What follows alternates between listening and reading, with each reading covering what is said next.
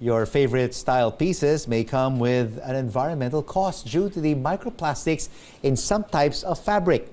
The Science and Technology Department hopes to promote fashion for good through Philippine tropical fabrics. We learn more now from Julius Leaño of the DOST Philippine Textile Research Institute. Julius, thank you so much for joining us.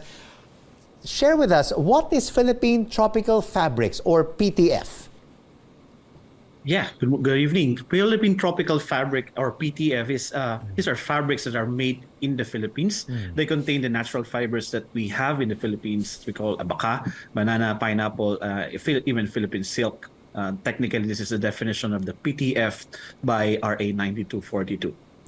And why are we encouraging the mainstream use of PTF for all textile applications?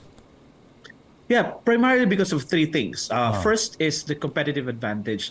We have to repackage our textiles, our textile industry in particular, such that it gains a little competitive, edge, strategic edge over the other textiles. Like, for example, cotton. Cotton is everybody's, material, staple material. But when cotton is blended with our natural fibers, then technically it becomes, truly Filipino.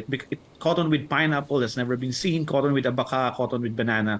These are the competitive advantage dimension. Second is, of course, this is the inclusivity. When we involve these natural materials, we work from the ground all the way to industry. Farmers, these are people planting your pineapple or banana plantations, or maybe even your abaca, and they are involved in the textile production process. And lastly is, of course, the sustainability dimension. So the use of these natural fibers also, substitute some of the components, for example, of say like 100% cotton material. Cotton is also not the most environment friendly of all our textile fibers. So when you substitute it with, for example, a byproduct from an agricultural industry like pineapple, from pineapple, once you get the fruit, the leaves, for example, may not have any further use. But this is a byproduct, and when it gets into your textile material, substituting, for example, cotton, then it also has some positive effect as far as sustainability is concerned. So for these three things, I think that's the impetus for the mainstreaming of Philippine tropical fabric. What is the global landscape, Julius, in terms of supply and demand for these tropical fabrics like abaca, banana, and pineapple?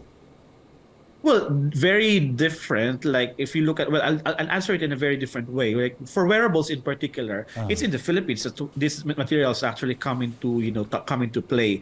The global landscape may not yet be ready, for example, with these materials, but the inclusivity, sustainability dimension that I mentioned is the one that's causing it to be, a concern in a positive way, making and drawing interest to it. But in terms of like the demand, it's more of the local demand, because we have to suffice the requirement, for example, of government.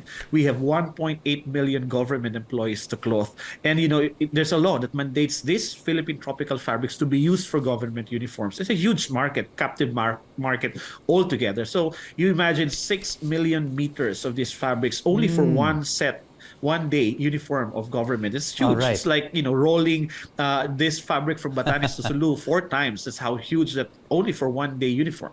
And imagine so far, the huge advantage that it would have for the industry, just to jumpstart it back again. So that actually is the demand that we're trying to fill in as far as the local market is concerned. Global is waiting for as long as the fibers, for example, remain byproducts. Then they are a very compelling material. But they might end up not really for wearables, but would be very interesting, for example, for the industrial application like filtration, like acoustic backings and the non-woven applications. These would be things that the world would actually be waiting for the Philippines to also show. I'm sure the world is ready for abaca, pineapple, and banana tropical fabrics. Right? Yes. Thank you so much for joining us on The Final Word. The DOST Philippine Textile Research Institute, OIC Director Julius Leaño.